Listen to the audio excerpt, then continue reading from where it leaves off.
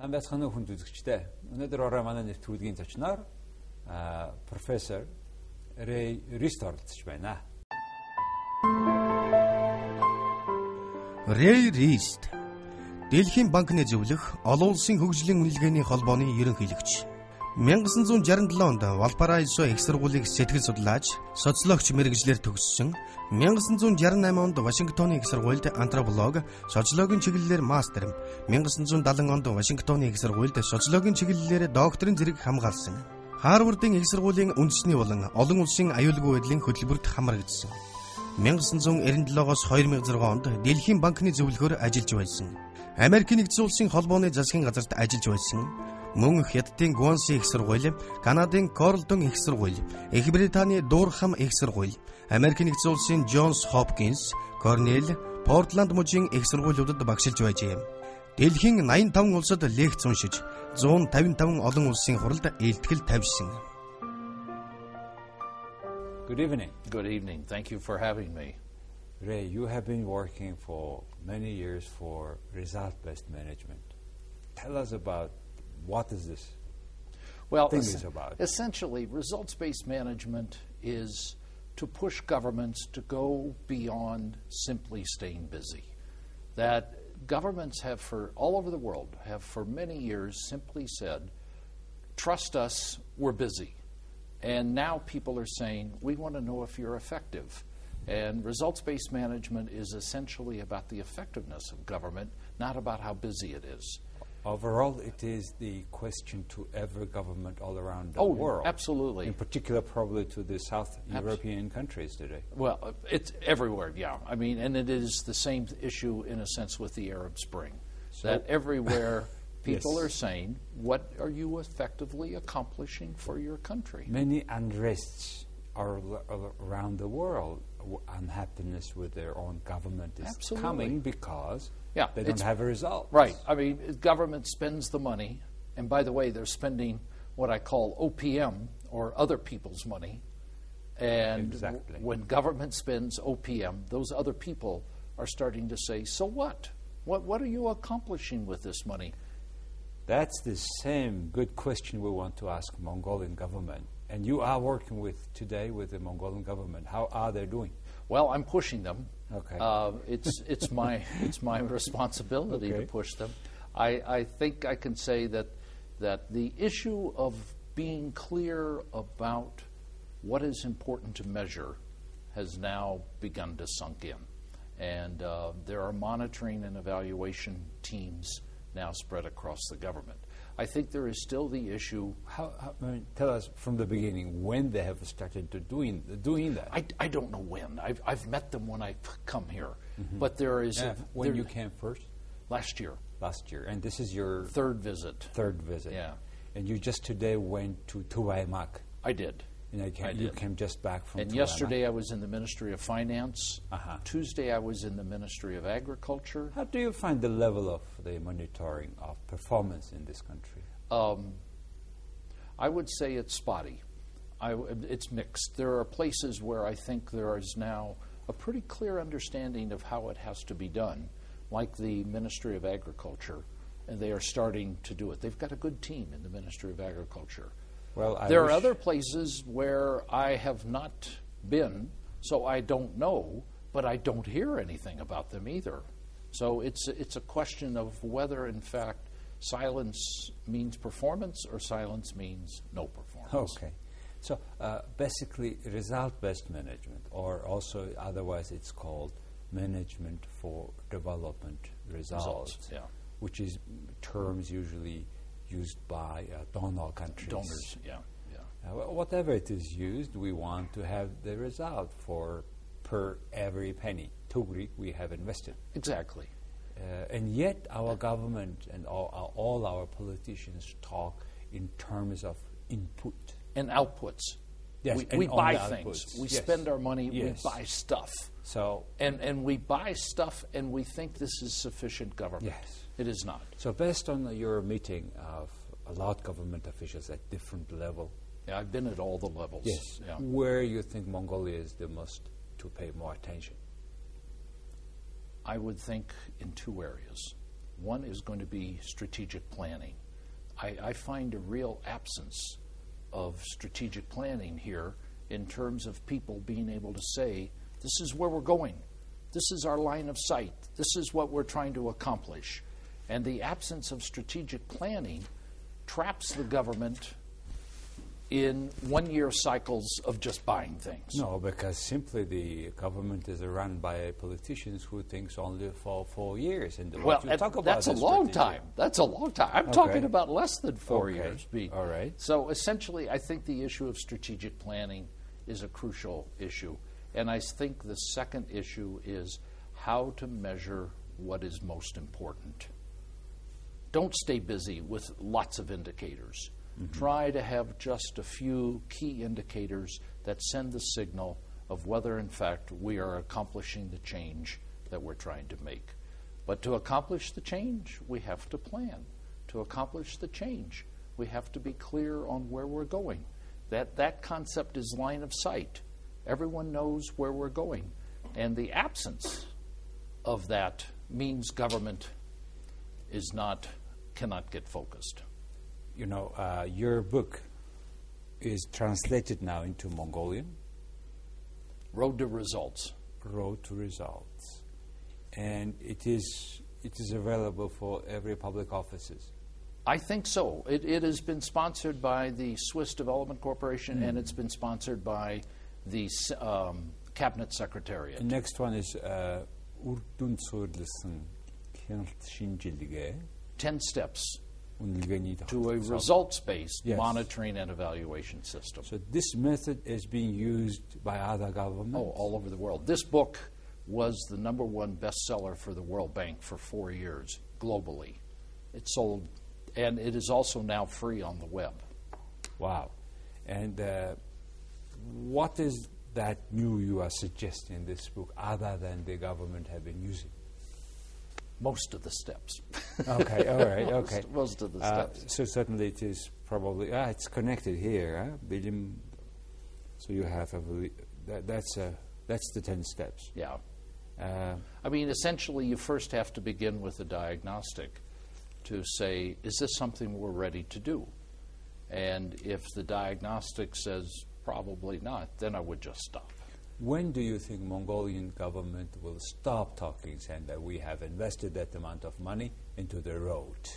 Instead, they would say how many kilometers of road, of what those are quality. outputs. Those are outputs. I mean, the issue is, why do you need it? How is it fitting in a transportation system? What is the planning for why we need a road here as opposed to there? I gave the example this morning out in my speech at the TUF. In the American scandal of the bridge to nowhere, that essentially there was money to be spent, and they built a bridge, and it had no road on either end of it. Okay, it was just a bridge. Was the case? It was just a bridge to nowhere. Okay, because there was no road to connect to it. Was it actually happening? Yeah, it did happen. So they made a bridge. There is a giant bridge, and there is no road at either end of it. And it is simply the kind of mindless planning or the mindless expenditure of resources without being strategic. The bridge to nowhere. Yeah, and that is now a big issue for governments all over the world, is how to use these monies well, because they're not going to be infinite. Well, today I think the agenda #1 in the Mongolian government is we want to have transparency, at least where the money goes. Yeah. Where are they? What is the result? So that's a big agenda of our Mongolian public. And that's the right agenda. That's the right. We ought to aim for transparency. And the citizens of this country and any country ought to be able to understand where their money is going in terms of what the government is doing with it. So with this transparency, we need this performance measurement, right? Absolutely. Is it coming when transparency, and after transparency, it is accountability? Where it goes more? And that's when citizens need the data to make a judgment about whether the government has spent the funds, in their view, correctly or so not. this performance measurement is mainly also for public? Oh, yeah. I mean, the transparency is to the public, and the accountability is for the public. This is part of building democratic values. Ray, you have been advising many governments around the world, giving a lot international conference presentation, and I had the honor to be in one of them in several places. I remember, sure. Tell us, please, what is the country good case where they have been reaching or achieving tremendous success using the methods you are suggesting? We can talk about a number of them. One would be Chile. Chile. And Chile, in fact, has had dramatic growth. And in fact, it is the most recent country, after many years with no entry, it is the country that has just been invited into the OECD. And the OECD, Organization for Economic Cooperation and Development in Paris, has invited, there were 30 countries, and that number stood for years. And now, because of the dramatic governance performance of Chile, they have been invited into this very exclusive club. Yeah, and by the way, about OECD, once you are a member of OECD, your public management and several issues are at the standard that they are accepting all around the and world. And they do peer reviews. They do peer reviews of each other. Country review, another country. Yes, comes in. Wow. And looks at your budget, comes in and looks at your human resource management, comes in and looks at your infrastructure. And countries do that to each other inside that very exclusive club. Wow. For that, you should have the same measurement. Oh, yeah, they do. They do. So exactly. do all of them, they use this result-based management? I think probably close to. There's a few countries in Europe where it is still somewhat problematic. Portugal, Greece, Spain. Well, exactly these countries which have a problem now they today. have trouble, exactly. That's the point. So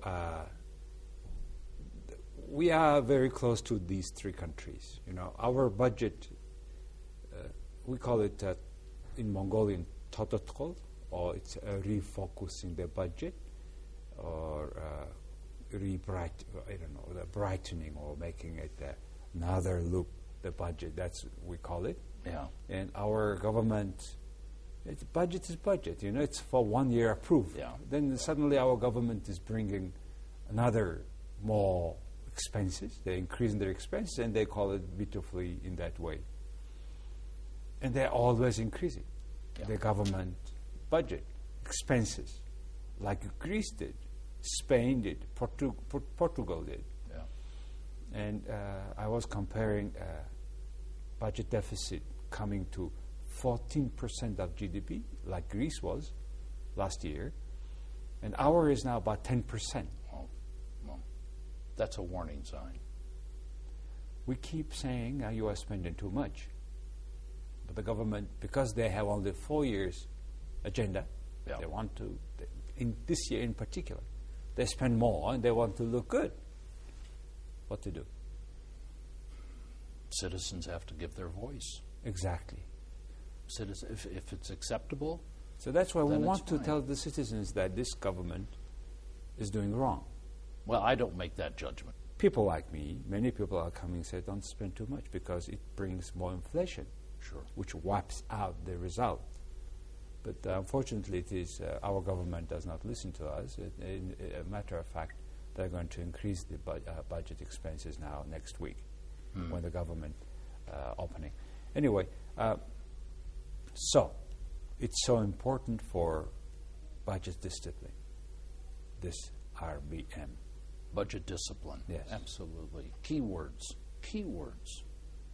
You have been working for general auditing, right? I spent 15 years with the U.S. Congress inside the National Audit Office for the U.S. Congress. It's called GAO, Government Accountability Office. And it is a part of Congress or it's a part of government? Part of Congress. So, I see. The U.S. Congress has own unit. Yes. That can audit the government. And evaluate.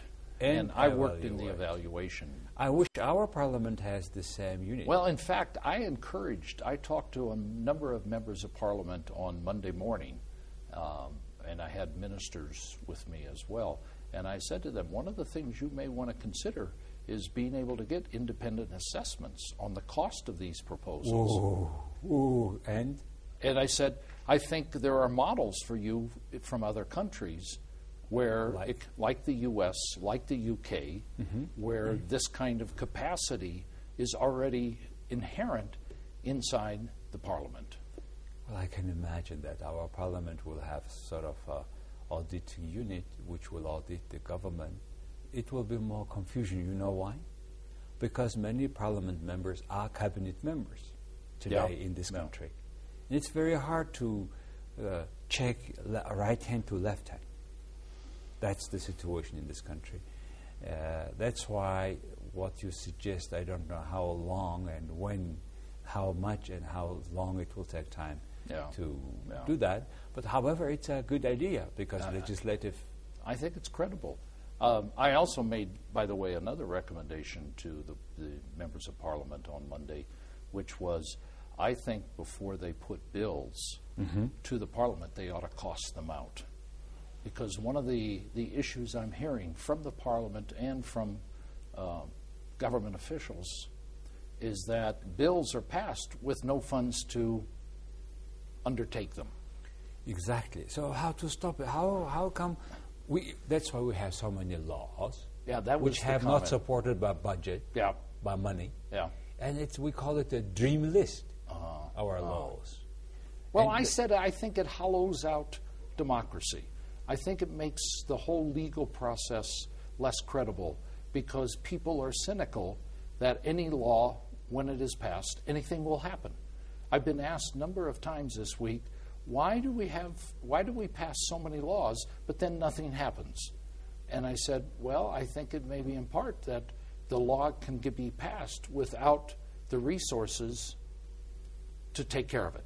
And I've used as an example in the United States, a law was passed that any child with a disability, say a child was in a wheelchair, schools need to have ramps built so that child can come to school. You can't deny a child an education just because they sit in a wheelchair. And so many schools, almost all schools across America, have had to build ramps for children in crutches and children in wheelchairs. And I said when that law was passed, the government knew that it was significant cost, and they voted for it, and then they allocated the resources to do it. I said, if you pass a law and you don't know the cost, if you pass a law and you're not even serious about finding the money, then why bother? Well, there are zillions of cases in Mongolia. Even worse. For example, our trade union head, Mr. Rambater, have been asking strongly the government, where is the pension? What is the balance? What must be the balance? Nobody had a clue. Now later on they have been negotiating and they brought to the table a certain amount of money. Still we don't know what is the exactly balance of our pension fund of all Mongolians. So that's the situation to make a result-based management. You have been organizing also a similar seminar in Shanghai. I have. I go twice a year. In fact, I'll go the week after next. I'll be back in Shanghai. How come that the Communist China is so interested to have this? Communist China is very interested in delivering results. The government. They absolutely are committed to trying to be responsive to the citizens. And measurement becomes a very key part of this. Otherwise, you're guessing. What I tell government officials is, if you don't measure, you guess. And it's the 21st century. And we ought to be able to move beyond guessing to where we now have data. We need good monitoring and evaluation. And the Chinese completely understand that. How much they are doing successfully? It's hard to tell. It's a very big country.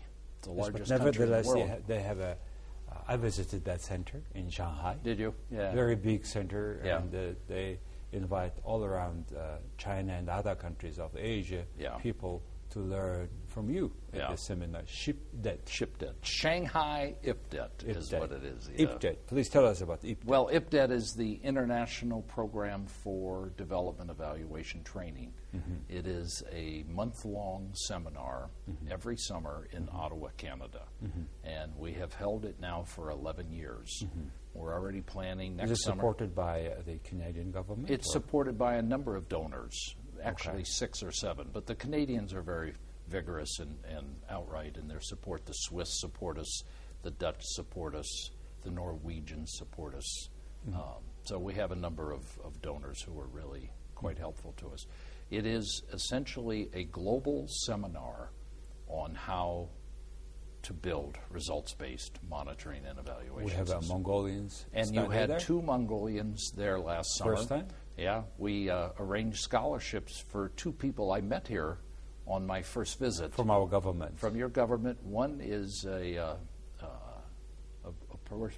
woman who runs the Monitoring and Evaluation Unit in the Ministry of Agriculture. Okay. And the other is a woman who runs the Monitoring and Evaluation Unit in the Central IMEG. Wow, we have. And they were both there for the month.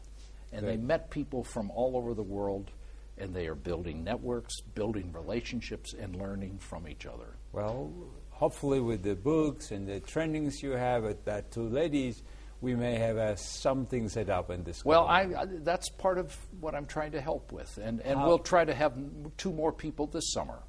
How long do you think it will take time to have our government is working on result-based management or based on result-based management? It only can start when the government says this is our priority. When we need champions. We need people who will say, we have to commit to this. This is important. This is not any longer an option. This is not superfluous. This is what it takes to govern in the 21st century. And, you know, when we did the transformation in the United States, we had a piece of legislation called GPRA, Government Performance and Results Act. GPRA. When was that? 1990. We wrote the legislation in 1992. Bill Clinton signed it in 1993. So we're almost 20 years. You have a special law we on do. Government performance. Yes, and now countries all over the world do. Whoa. You have got laws in Canada, you've got laws in the UK, you've got laws in Australia. How long it will take time for us to take that law? It depends when your political elites decide that it's time to move the government in this direction. I can tell you when we passed GPRA, we did 5 years of pilots because there was so much we didn't know. And we had to do pilots to learn how to do this well. So and then we did 5 years of implementation. So it took 120 months for the U.S. to turn the entire government. We have the CIA, we have the FBI, we have the Department of Defense, we have agriculture, we have transportation. Every federal ministry is now results-based. Wow. So every ministry has a government performance reporting system by law. Yes, it does. And that means... And it's, by the way, it's all on the web. Any person in the world can look at it. Yeah. That's why this is the... You know, when Vice President Joe Biden visited Mongolia, he agreed, and I think our government had agreed, to sign an agreement called transparency. That probably be a part of it, because without reporting of their performance, a government cannot be transparent. No, and then the question is, where is trust? Yes. There has to be trust behind this, which is part of the reporting and the transparency. Yes. Wow, that's something very, very interesting. But it's going on all over the world. The U.S. is not unique. Canada, the UK, I mentioned Chile. Wow. Countries in Africa, like South Africa, like Botswana. Wow, like even Ghana. Botswana has this law. Yes. Wow. Like Ghana. They're all working towards trying to create high-performing systems in the government. And they want these high-performing systems to be results-based. Botswana and Chile. Yeah. Two countries close, very similar to our economies, mining-based. Yeah. But they are very good at reporting governments. Yeah. I think which is to be case for Mongolia. Yeah. But of course, I don't expect. And by the way, everything is done. Botswana is the least corrupt country in all of Africa. The 52 countries on the African continent, Botswana is the least corrupt. Transparency International ranks, every country in the world Yes. as to its corruption. And Botswana ranks in the middle of Western Europe. Wow. Yeah. Mongolia is about 96 or so. I thought it was 119th. 119. That's the figure I heard. Oh, goodness, 120 out of 200 countries. Bottom third. Well, that's unfortunately the situation. Yeah. But a good thing is our government and people there who had initiated all this project. Yeah. Well, this is the Cabinet Secretariat. This is a group of people that are really committed. Mr. Derin Chulun and Exactly. his team. They're a wonderful group of people. They're working at this. They're focused. They understand what has to happen, and they're trying to, in a sense, push the rock up the mountain to make it happen. I admire them. That's something good to hear, and our people started this. And the other problem we have been all this last years of changes, we have been wiped out people, ordinary people, from the offices whenever the political parties are changing. Yeah. As a result, we were not able to create institution capacity. And you start again. And you have amnesia. People don't know what happened. Yes. It's historical amnesia. That's the big problem. Hopefully, with this coalition government, it will did not happen that strongly. Yeah. But I think with the next, whoever wins, hopefully will not happen. And this is the key for institutional development, right? Oh, absolutely. I mean, otherwise we start over again. I'll be back here, and then we have to start again. Yes. So how optimistic you are about the future in that sense of RBM in Mongolia? On a scale of 1 to 10? Yes. I'm about a 7.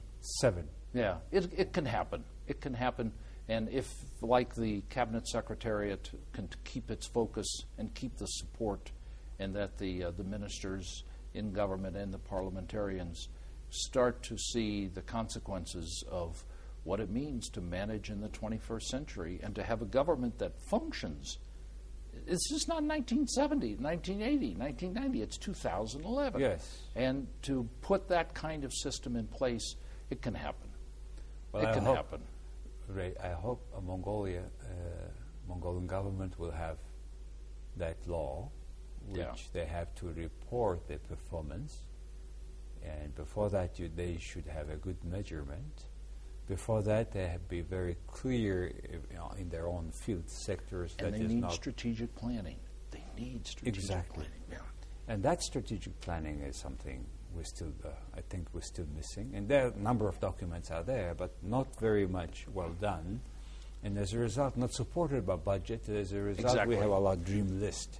There is no planning, which means the budget is essentially a 1 year, almost adrift. And there is not yet enough measurement about what is effective and not. So the budget doesn't know whether it's rewarding success or failure.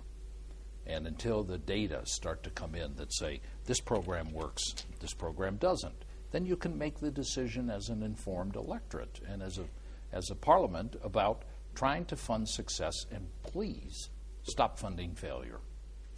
I think this is particularly important because from January 1st, 2013, we will start have a new budget law, integrated budget law being implemented, which includes decentralization of budget. Yeah, I've heard of this. So we have this capacity, it must have in each IMAC. Absolutely.